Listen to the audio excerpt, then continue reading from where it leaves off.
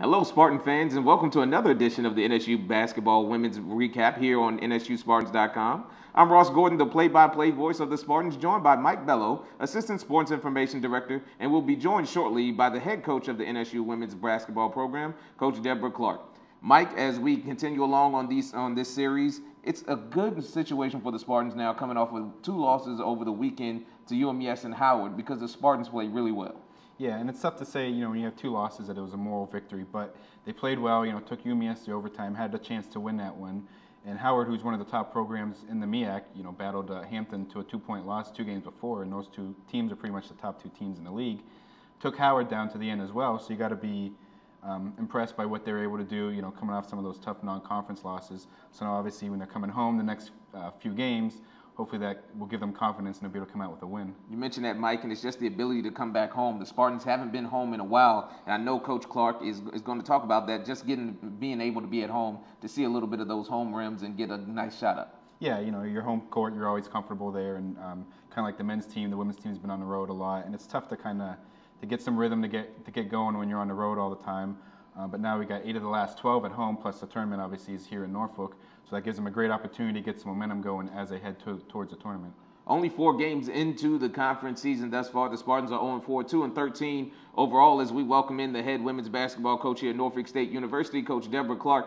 And Coach Clark, I know the wins didn't come like you wanted them to come, but it was a nice way to come out of those 2 games, because we came out with a lot looking forward to. Right, and I was encouraged by our play. I thought that we played a lot better than we had been playing the previous games. The Maryland Eastern Shore game, a free throw here, we get stops, we win that game in regulation. And then I felt when we went to Howard, to have played them so well, so close at their place, was good to see that we have seen some growth in the program. The record doesn't indicate that, but the play that we performed those last 2 games was very encouraging. We're just going to take that and build on that. The Maryland Eastern Shore game, our perimeter players played really well, and Howard, the post, played really well. It was just a matter of everybody doing everything at the same time.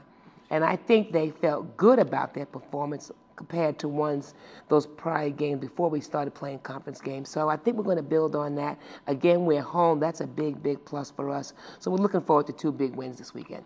Coach, at the Howard game, what did you see out of your team that really gave you confidence? They say, okay, we're really starting to turn the corner from the early season struggles against a team, like I said, the Howard team that's very good in the conference. Well, I thought they fought really hard. That was really important. A lot of times I've been concerned with their lack of effort, but they never gave up. We made some mistakes down the stretch. We missed some free throws. We missed some assignments. We fouled when we shouldn't have, but overall the effort was there.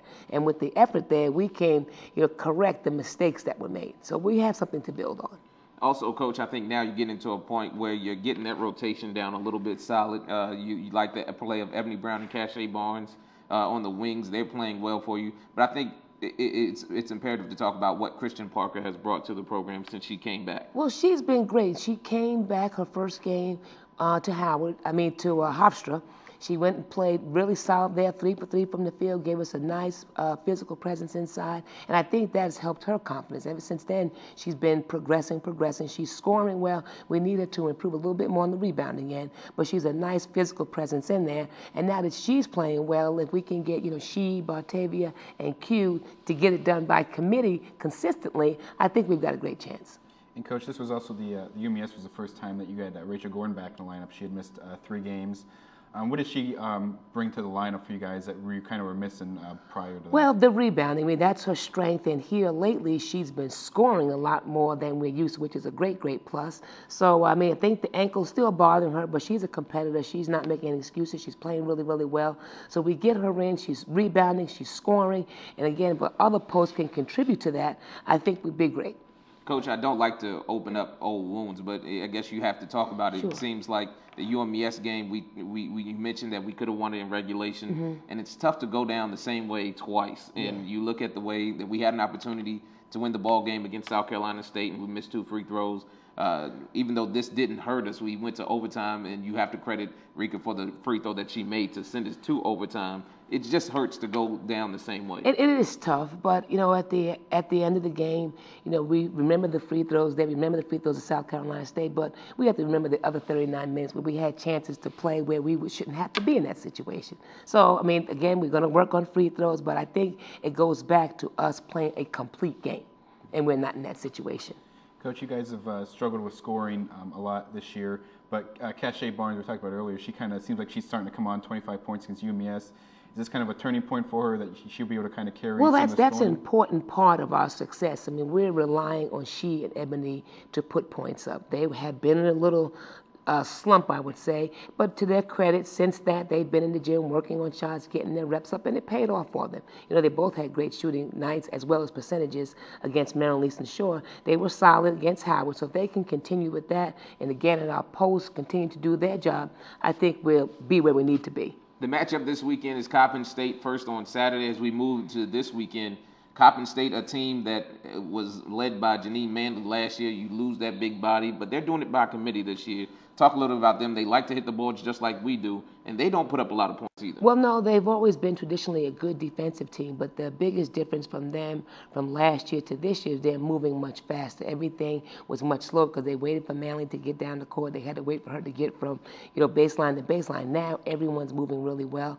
They're playing very strong man-to-man defense. They're rebounding extremely well, and that's one thing that we have to do a better job. We held Howard to under 59 points, I think it was, but the key was the second chance opportunities. And Coppin goes to the offensive glass extremely well too. So we have to make sure we limit teams to one shot per possession.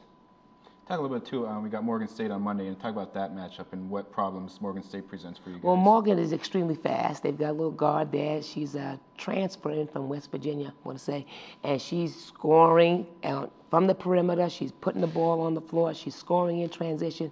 Their team in general, they're guard heavy, and they're looking to score in transition. But in the same respect, I don't think their defensive transition is up to par. We can score on them as well. So it's kind of two different games. Coppin's more of a half-court game. Morgan's more of a transition game. But I think our success is going to be us playing defense well both nights. Finally, Coach, what is going to be the key for 2 victories this weekend? Well, first of all, defense. And I say defense, but I told the girls defense, and I have to clarify to them that for the entire possession, the first time the shot goes up, we're good. The second time, we have to get better. And I think rebounding. Both teams coming in are rebounding teams, and statistically, we are a good rebounding team, but we have to do it when it counts. Limit them to second chance points. I think get some offensive rebounds and convert. We get a lot of second chance points, but we're not converting. So I think offense, rebounding on the second chance points, and then finally guarding for 40 minutes each night. Thank you, Coach. The Spartans return home, as we mentioned, to take on Coppin State this Saturday at Joseph Eccles Hall. Game time is at 4 p.m. Then on Monday evening at 6, the Spartans will host Morgan State. Be sure to keep up with all of the news surrounding NSU athletics by logging on to the web at www.nsuspartans.com. We would like to thank the NSU Department of Video and Media Services and Coach Clark for their help here today. For Mike Bello, I'm Ross Gordon. Thank you for watching NSUSpartans.com.